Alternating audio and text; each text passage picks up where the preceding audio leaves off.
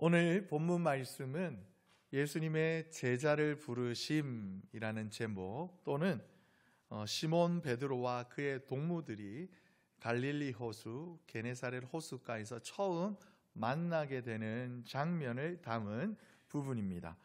많은 사람들이 몰려와서 예수님의 말씀을 들으려고 하실 때에 예수님께서는 게네사렛 호수, 즉 갈릴리 호수가에 서 계셨습니다. 제대로 된 강연장이 마련된 환경이 아니다 보니까 저와 여러분도 이렇게 하나님의 말씀을 나누고자 할 때 우리가 서로 조금 떨어져 있는 것처럼 그렇게 해야지 많은 분들이 저를, 그리고 제가 많은 분들을 서로 볼 수 있는 것처럼 예수님께서 그 항구에, 그 육지에 메어져 있는 한 배에 오르셔서 그 배를 잠깐 무트로부터 띄우시기를 부탁하셨습니다. 그리고 그 배 주인은 바로 베드로였는데요. 배 주인인 시몬, 이 베드로의 입장에서는 이 상황이 조금은 황당하거나 조금은 당황스러울 수 있는 부분이었어요. 왜냐하면 밤이 새도록 그물 일을 하였고 이제 잠깐 쉰 후에 다시 생업을 종사하고자 밤새도록 이렇게 엉키고 더러워진 그물을 씻어 정리하여 이제 일과를 마무리하려는 시점, 어떻게 보면 육체적으로는 굉장히 피곤한 데다가 여러분 그 육신의 피곤함을 애쓰고 힘썼지만 손에 쥔 것도 없을 때에 우리가 정신적으로도 많이 피로감을 느끼는데요. 이 베드로의 심정이 딱 그러하였습니다. 이처럼 몸도 마음도 지친 상황 가운데서 예수님께서 자기의 배를 잠시 이용하자라는 부탁 외에도 조금 뛰어서 배를 잡으라라는 부탁 외에도 또 다른 부탁을 하십니다. 그것은 무엇이냐라면 그물을 깊은 데 던져서 고기를 잡으라라는 거였어요. 여러분, 우리가 알고 있던 베드로의 성격, 그 급한 베드로였다라면 아마도 예수님 말씀에 기등으로도 듣지 아니하고 콧방귀를 뀌며 반응하였을 것 같은데 오늘 베드로는 조금 다릅니다. 이미 그는 밤이 새도록 노력하였지만 베테랑 어부로서 약간 자존심이 상하였다라고나 할까요? 손에 쥔 수확물도 없는 그런 상황이었는데 여러분, 우리가 몸도 이렇게 마음도 지치고 손에 쥔 것도 없을 때 마지막까지 남아있는 게 뭔지 아세요? 뭔지 아세요? 자존심? 자부심? 그리고 여러분, 이 자부심과 자존심마저도 바닥을 칠 때 마지막까지 우리 마음 안에 남아있는 게 뭔지 아십니까? 보통 군인들, 훈련병들에게 조교들이 요구하는 거예요. 뭐냐? 바로 깡이에요. 보통 우리가 손에 아무것도 쥔 게 없을 때 악만 남는다라고 이야기를 해요. 그래서 우리가 바닥에서부터 시작하여서 높은 곳에 올라간 사람들을 보면 야, 악발이 근성이다라고 이야기하는 것처럼 그럼 베드로의 심정도 상황도 딱 그와 같았을 거예요. 왜냐하면 평소처럼 한가한 한적한 항구 마을, 조그마한 어촌이었으면 조용히 정리하고 조용히 자기 집으로 들어갔으면 마지막 남은 자존심은 지킬 수 있었을 텐데 오늘은 달라져요. 웬일인지 사람도 엄청나게 몰려든 데다가 그 몰려든 사람이 누구를 주목하고 있느냐? 물론 그들의 시선은 내 곁에 계신 예수님을 보는 거지만 이렇게 자격지심 가득한 사람이 느끼기에는 그 모든 시선이 마치 나를 향하고 있는 것처럼 생각할 수도 있기 때문입니다. 그런데 베드로는 그 예수님의 말씀을 따릅니다. 묵묵히 따르지는 않았어요. 마치 한 조각 남은 그 자존심을 붙들고자 조금 남은 그 가냘픈 체면을 유지하고자 그래서인지 모르겠지만 내가 밤이 새도록 선생님, 제가 저와 동무와 함께 밤이 새도록 수고하였지만 잡은 것이 없는데 선생님의 말씀에 의지하여 그물을 던지겠습니다 라고 베드로가 예수님의 말씀에 순종합니다. 그리고 난 다음에 베드로가 눈앞에 펼쳐진 것은 그의 자신의 경험과 상식을 훨씬 뛰어넘는 그물이 찢어질 정도로 잡힌 물고기였고, 배 한 척뿐만이 아니라 두 척이 물에 잠길 정도로 배 안에 가득 찬 물고기였습니다. 그리고 이처럼 예수님의 말씀 그리고 베드로의 순종 이후에 이어진 대화라고는 조금 맥락에 벗어난 뜬금없는 고백이 등장하는데, 주여 나는 죄인입니다, 나를 떠나주세요 라는 베드로의 자기 고백적 간구가 있어지고, 예수님께서는 그를 위로하시면서 무서워하지 말아라, 이제 이후로는 네가 사람을 취하리라, 다른 병행 본문은 네가 사람을 낚는 어부가 되리라 라는 이렇게 동문서답과도 같은 대화가 주어진 이후에 베드로와 그에 있던 세베대의 아들 요한과 야고보 그의 동무들이 함께 자신의 배와 그물 모든 것을 내버려 두고 예수님을 따랐더라라는 이야기가 오늘 저와 함께 읽으신 오늘 본문의 말씀입니다. 그래서 오늘 저와 여러분 우리 선함교회 권속들은 우리 함께 오늘 이 말씀이 누가복음 5장 1절에서부터 11절의 이 말씀이 오늘을 살아가는 우리에게, 그리고 오늘 하나님께서 주목하신 우리 선함교회에 주시는 말씀으로 우리 함께 두 가지 정도의 교훈을 생각해 보고자 합니다. 첫째, 우리가 생각해 볼 것은 하나님 앞에 우리가 무엇을 얼마나 내려놓아야 하는가입니다. 한번 따라해 보실까요? 무엇을 얼마나 내려놔야 하는가. 그래요. 한적한 시골 마을이 갑자기 분주해지고 활기가 넘쳤다라고 말씀드렸어요. 많은 사람들이 몰려들었는데 바로 그곳으로 오신 예수님의 소문을 듣고 그분의 기적 행하심을 기대하고 그분의 권위 있는 말씀을 듣고자 사람들이 모여들었던 거예요. 그래서 예수님께서 이제 더 많은 사람들을 아이 컨택 하시면서 마주 보시면서 하나님 나라 말씀을 전하시고자 베드로의 배에 오르셨고, 말씀드린 대로 베드로의 청하여서 물에서 조금 띄우셨습니다. 그리고 열심히 하나님의 말씀을 전하시다가 갑자기 예수님께서 베드로에게 말씀하시는 거예요. 깊은 곳으로 잠시 갑시다. 그리고 여기에 그물을 내리세요. 여러분, 이 상황이 이해가 되십니까? 제 아무리 인기가 많은 예수님이고 권위 있는 말씀으로 많은 사람들이 따르는 예수님일지언정 지금 이들이 있는 곳은 바로 어디냐? 베드로의 삶의 터전이요, 앞마당이고, 어렸을 때부터 그물질을 하고 물고기를 잡으면서 깊은 물속 깊은 곳에 어디에 암초가 있고 어디에 물고기가 많은지 적은지를 낱낱이 아는, 샅샅이 아는 베드로의 앞마당, 일본 말이긴 합니다만 베드로의 나와바리였어요. 그런데 이곳에 오늘 오신 예수님께서 너무나 태연하게 자기에게 말하는 거예요. 이 예수님의 말씀을 듣는 베드로의 입장을 여러분 한번 생각해 보실까요? 뜬금없이 자기에게 말씀하시는 예수님이 잠시 눈이 마주쳤을 것 같습니다만은 누구의 시선이 자기에게 있어요? 자기는 함께 조업을 하는 동료들의 일종의 리더 격으로서 안 돼. 쟤는 초자잖아. 우리 동네 사람도 아니잖아. 우리가 여기 나와바리인데 저 말 들어서 되겠어? 라는 동료들의 기대에 부응해야 하는 일종의 리더였어요. 배 주인이었습니다. 그런 베테랑 어부인 내가 뜨내기와 같은 갑자기 우리 동네에 온 낯선 이 이방인의 말을 들어야 하는가? 뿐만이 아니라 여기 모인 수백 때로 수천 명의 그 많은 사람들의 시선이 있는데, 체면이 있는데, 베테랑 어부로서의 내 자존심이 있는데, 여러분 그런 생각 베드로가 하지 않았을까요?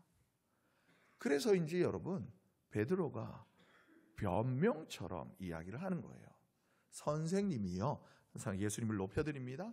선생님이요, 우리가 지난 밤이 새도록 수고하였지만 잡은 것이 하나도 없습니다.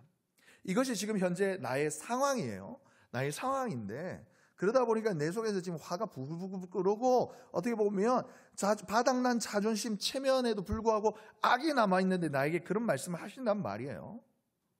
가만히 보자. 가라앉히고 그래요. 그렇게 말씀하셨으니 한번 말씀대로 한번 해보겠습니다. 라는 이 베드로의 상황을 오늘 우리 성경은 하나님의 말씀인 기록자인 누가가 조금은 좋게 이렇게 취장해서 기록한 것 같아요. 주의 말씀에 의지하여 내가 그물을 내리겠습니다. 여러분 보시기에 제가 이제 체격도 없고 덩치가 있으니까 딱 보아 아시겠죠? 우리 이우신 목사님은 먹을 것을 싫어한다? 좋아한다? 좋아한다. 먹을 것을 조금만 먹는다? 많이 먹는다? 저는 목사답게 정직한 몸을 가져서 여러분 많이 먹어서 이렇게 많이 찐 거예요. 간혹 가다가 정직하지 못하신 몸을 가진 분들이 계셔요. 많이 드시지만 날씬한 그런 분들 정직하지 않아요. 저는 보신 것처럼 많이 먹었기에 이렇게 체격이 있는 거예요. 제가 여러분 음식을 아무리 많이 먹고 음식을 즐겨 한다 하더라도 혹 우리 교우분들 가운데 식당을 이렇게 20년, 30년 운영하신 분이 계신다면 그 식당을 신방을 갔다가 이제 음식을 대접받아서 맛있게 먹더니 먹는 중에 여러분 제가 갑자기 뜬금없이 실제로 그런다는 거 아니에요, 여러분? 그 상황을 가정하여 말씀드린 거 예화예요. 집사님, 국이 좀 짭니다. 여기서는 국이 조금 저염으로 하셔야 되지 않겠어요? 그리고 여러분, 집사님, 이 반찬이 맛있긴 한데 데코레이션이 조금 부족한 것 같아요. 깨를 사삭사삭 뿌리면 한 2%가 채워질 것 같습니다. 그리고 반찬 구성이 참 좋은데 김장김치보다는 음식점은 겉절이죠. 막 이런 조언을 20년, 30년 식당을 하신 분에게 아니면 평생을 음식을 만드신 전문가 셰프에게 새파랗게 젊은 목사가 이렇게 찾아와서는 조언을 한다라면 그럼 그 말을 들으신다라면 그 집사님 제가 진짜 그렇게 말을 했다는 건 아닙니다, 여러분. 상황이에요. 비유예요. 그 셰프의 마음은 어땠을까요? 기분이 좋아요? 역시 은혜 우리 아멘 장로님 짱이십니다. 네. 감사합니다. 잘 될지어다. 네. 이 말씀 들으면 어떻게 돼요? 식당이 부흥합니다. 우리 장로님의 믿음이에요. 아마 그 집사님의 마음은 참 고마운데 내가 셰프인데 내가 30년을 식당 했는데 라는 마음이 들지 않을까요? 이건 굉장히 체면을 차린 정중한 마음이에요. 이거를 이렇게 조금은 이렇게 익숙한 표현이자 조금 뭐랄까요? 이렇게 쉽게 말하면 쥐가 뭐라고? 이런 생각이 들 수 있는 거예요. 요리를 하면 얼마나 해봤다고 생각이 들 수 있는 거예요. 여러분 오늘 베테랑인 어부가 깊은 곳에 가서 그물을 내리라는 예수님의 말씀을 받아들이는 것 이거 똑같은 아니면 비슷한 상황인 거예요. 이 말씀을 듣기 결코 쉬운 일 아니었어요. 적어도 물고기를 잡는 것에 있어서는 평생을 어부로 살아온 내가 예수님보다는 더 잘 알고 있다, 익숙하다. 이것이 내 일이다 라고 베드로가 생각했었을 거예요. 그리고 밤새 여기저기 그물을 던지고 긋고 하면서 지친 상황이다 보면 더 그 마음에서 화가 일어났을 겁니다. 그런 상황이다 보니까 또 다른 헛수고를 하라라는 말로 들릴 수도 있을 것이고 비현실적인 조언으로 들릴 수 있었을 겁니다. 이런 베드로에게 다시 그물을 추스려서 그물을 던지기까지 여러분 베드로에게 필요한 것 무엇이었을까요, 여러분? 그것은 바로 포기였습니다. 오늘 본문에 그래 등장을 하지는 않지만 여러분 베드로가 예수님 말씀에 순종하기 위해서 앞서 말씀드린 것처럼 여기에 모인 수많은 사람들의 주목, 수많은 사람들의 시선, 그 시선이 있었기 때문에 또한 동료 어부들의 기대 어린, 아니야 그거 아니잖아, 그거 아니잖아, 대장 선장 뭐라 한마디 해봐 라는 주변 동료 어부들의 기대, 그 기대, 동시에 내 안에 있는 어부로서의 경험을 근거한 자존심, 이 자부심, 이거를, 그리고 물고기 하나도 못 잡았는데 솟아오르는 화와 더불어 깡, 이거를 포기해야지만 베드로는 예수님의 말씀을 따를 수 있었습니다. 아니, 이것을 버려야지만 예수님 말씀에 따를 수 있는 거예요. 여러분, 이 중에 어느 것 하나, 체면이 있지, 다른 사람 시선이 있지, 기대가 있지, 우리 동료들인데, 내가 여기 리더인데, 선장인데 어디 여기 뜬에게 말을 들을 수 있겠어? 라는 자존심, 체면이 조금이라도 그에게 남아 있었더라면 예수님 말씀 따를 수 없었어요. 그 어느 것 하나, 그가 마지막까지 붙잡고 있던 체면, 이거 다 내려놓아야지 베드로가 예수님 말씀에 순종할 수 있었던 것입니다.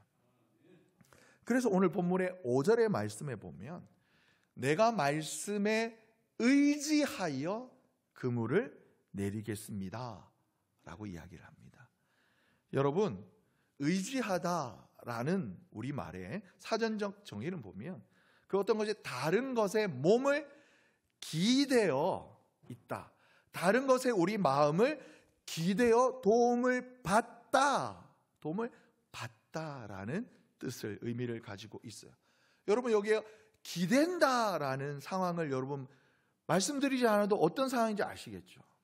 여러분, 홀로 이렇게 똑바로 서 있으면 안정적으로 그 자체만으로도 평안할 수 있어요. 그런데 어떤 물체가, 여러분, 이렇게 볼펜이 안 서 있겠죠? 안 서 있으면 컵을 할까요? 뚜껑 할까요? 아니, 그냥 제가 할게요. 똑바로 서 있으면 안정적인데, 제가 여러분 요렇게 기댈수록 어떻게 돼요? 넘어지면 비스듬하게 서면 설수록 어떻게 돼요?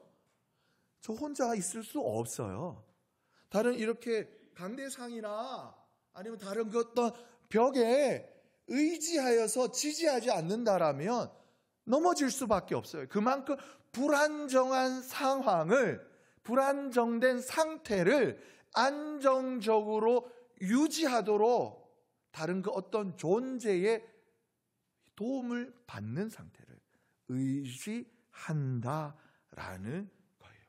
이미 체면도 구겨졌고 자존심도 바닥이고 자부심도 낮아진 상태였기 때문에 마지막 기댈 것이 예수님의 말씀밖에 없었어요. 베드로는. 사실 이때 베드로에게 믿음이 있었을까요, 여러분? 믿음이 있었을까요? 아마 베테랑 어부인 베드로는 웬일인지 모르지만 조용히, 아까 앞서 말씀드린 것처럼 새벽에 이제 이렇게 날이 채 밝기도 전에 얼른 집에 들어가서 이렇게 한 마리도 고기 못 잡은 내 체면을 다른 사람들에게 내 상황을 들통나지 않고자 얼른 집에 들어가서 좀 잠을 잔 다음에 다시 나와서 새롭게 고기를 잡고자 하는 생각밖에 없었을 거예요. 그런데 이렇게 항구로 돌아왔더니 갑자기 수백 명의, 수천 명의 사람들이 몰려가지고 들어오는 배를 보면 이렇게 껌뻑껌뻑 쳐다보고 있으니까 베드로의 상황은 정말 황당하고 당황스러울 것이었어요.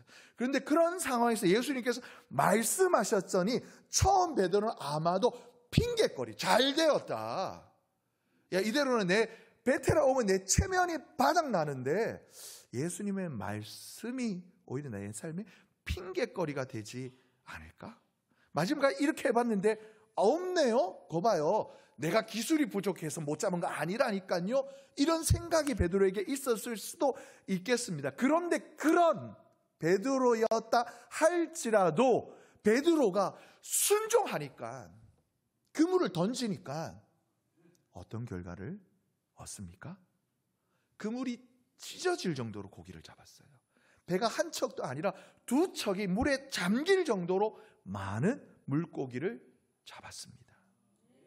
여러분, 이 말씀이, 이 사건이 우리에게 주시는 중요한 메시지가 무엇이냐? 여러분, 어부가 고기 잡는 것 신기한 일이에요? 신기한 일이에요? 어부가 고기 잡는 것 아주 놀라운 일이에요? 당연한 일이에요. 그런데 여러분, 어부에게는 이 물고기를 잡는 것이 일상인 거예요. 그런데 우리가 하나님의 말씀을 의지하면 여러분, 우리의 이 평범한 일상을 축복하시는 하나님의 그 놀라운 은혜를 더불어 경험할 수 있게 된다라는 것입니다. 아니, 적어도 내 삶을 주목하시면서 지금까지 나의 삶과 함께 더불어 동행해 오셨던 하나님의 그 은혜를 내가 이전까지는 발견하지 못하였는데, 볼 수 없었는데, 여러분 다시금 우리에게 주신 하나님의 말씀을 내 마음에 담으면, 받으면, 그리고 순종하면 그때 우리의 믿음의 눈이 뜨여지게 되어서, 마치 여러분 엘리야의 종 게하시에게 눈이 뜨여져서 하나님께서 보내셨던 천군 천사를 그제서야 보았던 것처럼, 우리가 하나님 말씀을 진정으로 받아 말씀을 순종하게 되면, 아니 때로는 이 베드로처럼 우리가 아직은 내가 믿음이 부족하지만 그럼에도 불구하고 내가 하나님 말씀을, 이 말씀이라도 내가 한번 오늘 들었으니 순종해 볼까라고 믿음의 걸음을 한 걸음 두 걸음 걷으면, 바로 그 순간 그 자리에서 우리의 믿음의 눈이 뜨여 지금 나를 위해 역사하신 하나님의 손길을 우리가 볼 수 있게 된다라고 오늘 하나님께서 저와 여러분에게 말씀하시는 것입니다. 여러분, 얼마나 배우셨습니까? 그리고 그로 인해서 얼마나 높은 자리에 여러분 올라가 계신지요? 그리고 여러분, 얼마나 많은 것을 소유하고 계십니까? 얼마나 많은 것들을 누리면서 살아가고 계시는지요? 근데 여러분, 여러분들이 배움으로 말미암아 여러분 머릿속에 있는 그 많은 지혜와 지식이, 그리고 여러분이 앉으신 그 높은 자리가, 여러분들이 가지신 것과 여러분들이 누리시는, 많은 사람들이 부러워하지 않는 그 모든 것들이 여러분, 우리 천지를 지으신 우리 하나님 앞에 감히 비교할 수 있을까요? 하나님의 능력과 하나님의 자리와 하나님의 지혜와 지식과 그분 안에 있는 무한한 능력 앞에 여러분, 내가 가진 것 어떻게 비교할 수 있을까요? 있을까요? 있을까요? 없습니까? 아멘이십니까? 그런데 여러분, 아직도 여전히 내가 내 마음 안에, 내 생각 안에, 내 주먹 안에 포기하지 못한 것 있습니까? 하나님의 말씀을 믿고 따르고 듣고 순종하는 데에 걸림돌이 되는 많은 것들, 내 생각에 있지 않습니까? 내 경험으로 가진 내 알량한 지식에 있지 않습니까? 하나님께서 주신 축복의 그 찌끄러기들을 내가 내 전부인 것처럼 부둥켜 안고 하나님보다 그것을 더 사랑하며 살아가고 있지는 않은지요? 오늘 하나님께서는 이 말씀을 통하여 아직도 여전히 붙들고 있는 것 있지 않느냐, 무엇을 얼마만큼 내려놓아야 하느냐 질문하십니다. 기록된 말씀이 거룩한 성령님께서 오늘 이 시간 저와 여러분에게 던지시는 이 하나님의 엄중한 질문 앞에, 하나님, 이 모든 것 아무것도 아닙니다. 주님 말씀 듣고 순종하겠습니다. 믿음의 고백을 하시는 복된 우리 선함의 권속들 되시길 예수님의 이름으로 축복합니다. 그리고 두 번째로 우리가 생각해 보아야 할 것은, 우리 한번 따라해 보실까요? 무엇을 바라보아야 합니까? 우리 다시 합니다. 무엇을 바라보아야 합니까? 여러분, 베드로가 평생 물고기를 잡다 보니까, 베테랑 어부였다 보니까 여러분, 물고기 한 마리 두 마리 또는 꽝 치는 날도 있었을 것이고, 그리고 그물이 가득하도록 고기 잡았던 날도 있었을 것입니다. 그러다 보니까 그물이 찢어질 정도로, 그 다음에 배가 두 척이나 물에 잠길 정도로 만선을 누리게 된 것, 얼마나 놀랍고 기뻤을까요? 그러다 보니까 많은 사람들에게 들리도록, 많은 사람들이 주목하여 보도록 고기다 외치고 싶지 않았을까요? 그러면서 그 외침으로 말미암아 자기에게 쏟아졌던 그 시선을 이 물고기에게로 사람들의 시선을 모은 다음에 자랑하고 싶지 않았을까요? 내가 이 베테랑 어부라니까. 내가 그렇지, 내 이름이 갈릴리 베시인데 내가 여기에서 나고 자랐는데 이 정도는 잡아줘야지 자부심 뿜뿜 할 법하지 않았겠습니까? 그런데 베드로의 반응은 우리의 예상과 우리의 기대와는 달랐어요. 찢어질 정도로, 그물이 찢어질 정도로 가득한 그 물고기를 보고도, 배가 잠길 정도의 배에 넘쳐난 포덕포덕 뛰는 그 물고기를 보고 기뻐한 것이 아니라 오히려 예수님 앞에 바짝 엎드려 주여 나를 떠나소서, 나는 죄인이로소이다라는 자기 고백적인 간청을 주님 앞에 올려드립니다. 여기 베드로는 일상 중에 내게 찾아온 이 놀라운 일이 단순한 기적으로 본 것이 아니라 예수님의 그 신성, 예수님의 그 신적 능력에 의한 것임을 그가 보고 깨닫게 된 것이에요.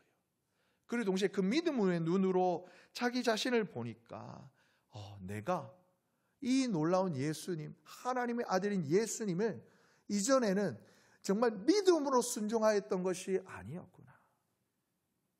내가 할 수만 있으면 나의 핑계거리, 변명거리로 삼고자 그렇게 내가 따랐었는데 이런 부족한 나조차도 하나님께서 사랑하셔서 이렇게 큰 은혜를 베풀어 주시는구나. 베드로가 믿음의 눈으로 자기를 보니까 자기의 존재가 어떠인지를 깨닫게 된 거예요. 그래서 예수님 앞에 고백하는 거예요. 주님, 내가 죄인이네요. 그런데 내 삶의 터전인 이 지역을 내가 도망쳐 벗어날 용기는 없으니 주님이 내게서 떠나주시면 안 될까요? 그게 정말 낮아진 모습으로 주님께 간청하는 것입니다. 여러분, 베드로의 이 태도, 이 마음은 어디에서 또 알 수 있냐라면 베드로가 예수님 앞에 엎드리는데 단순히 예수님 앞에 엎드린 것이 아니라 예수님 무릎 아래에 엎드렸다라고 했어요. 여러분, 사람이 보통 발바닥으로부터 무릎까지 얼마 정도 될까요? 한 40cm, 50cm 될까요? 근데 거기에 그보다 더 아래로 이렇게 엎드릴 거면 어떻게 엎드리는 거예요? 대충 이렇게 인사하는 것이 아니라는 거예요. 우리의 말로 하면 바짝, 넙죽, 완전히 엎드렸다라는 거예요. 여러분, 우리가 정말 놀라운 일이나 장면, 그런 상황을 맞닥뜨리면 우리가 놀라면서 경이롭다라는 말을 해요. 이 경이롭다라는 말은 말 그대로 놀랍고 신기하다라는 의미인데, 여러분, 이것이 더 이렇게 정말 정도가 더 심해져서 더 커져서 우리의 인지 상황을, 우리의 인지나 상식을 넘어설 정도로 엄청난 일을 맞닥뜨리게 되어지면 우리가 그 좀 놀라움과 신비함을 넘어서서 우리가 어떤 감정을 느끼게 되느냐? 두려움을 느껴요. 달리 말하면 공포를 느끼게 됩니다. 그리고 이 공포심, 단순히 무서운 곳을 보고 느끼는 것이 아니라 갑자기 이렇게 컴컴한 밤에 가는데 가만히 골목길을 걸어가다가 누가 우리 사는 남편이 아내가 이렇게 놀래켰을 때 느끼는 그런 두려움이나 공포가 아니라 뭔가 이렇게 이런 신앙적인 감정은 오늘 이 상황을 뭐라고 그러냐면 경외라고 표현을 해요. 여러분, 경외는요, 어떤 웅장하고 숭고하고 극적으로 강력한 대상을 우리가 마주하였을 때 그 대상으로부터, 그 대상에 의해 내 안에서 좌절로 우러나오는 숭배, 감탄, 그리고 두려운 공포 등의 압도적인 느낌을 우리가 경외라고 해요. 베드로가 이 예수님의 앞에 이 경외감을 느꼈던 것입니다. 그래서 바짝 엎드려요. 바짝 엎드려요. 그리고 예수님한테 말해요. 주님, 내가 죄인입니다. 감히 당신 앞에 설 수 없겠으니, 하나님 앞에 설 수 없는 존재이오니 하나님의 아들인 예수님이 나를 좀 멀리 떠나가 주세요. 두려워 떠는 베드로에게 주님 말씀합니다. 무서워하지 말아라. 무서워하지 말아라.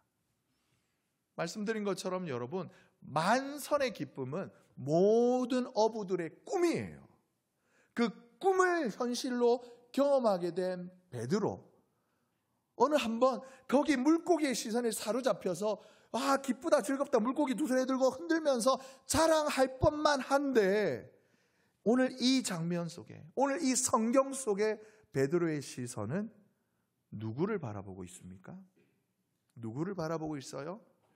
예수님을 바라보고 있습니다.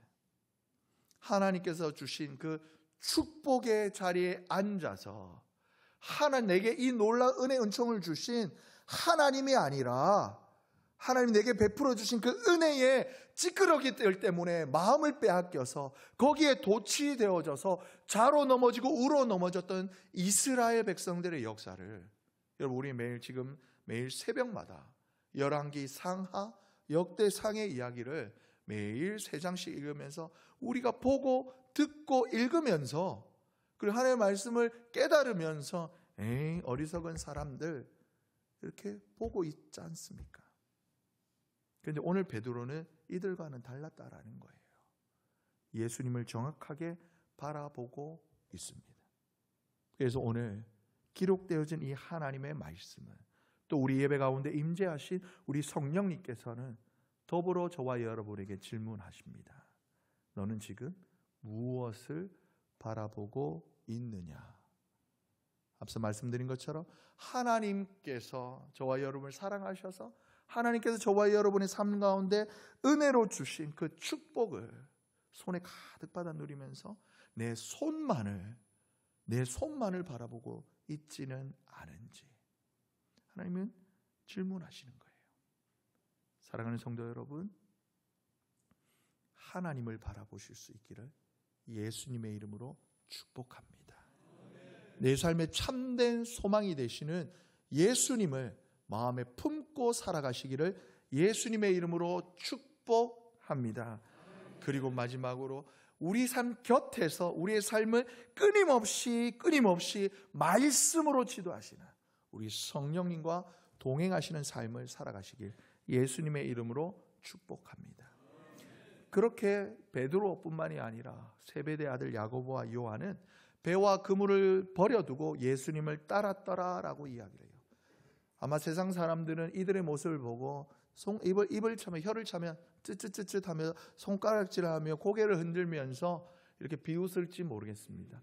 저러다가 망할 텐데, 저러다가 오래 못 갈 텐데, 그러다 자칫 잘못하면 넘어져서 죽을 수도 있을 텐데, 여러분 베드로의 삶이, 야고보와 요한의 삶이 어떻게 보면 고난 중에 걸어갔던 삶이었을 수도 있겠습니다만은, 여러분 수천 년이 지난 오늘 저와 여러분 이 자리에 이르기까지, 그리고 주님 다시 오실 때까지 수많은 믿는 자들에게 하나님께서 또다시 들려주시고 하나님께서 말씀하시는, 내가 원하는 삶이다, 내가 축복하는 삶이다.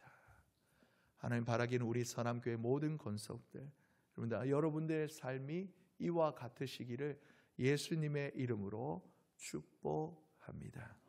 하나님보다 더 높은 것 없습니다. 하나님께서 주신 것입니다.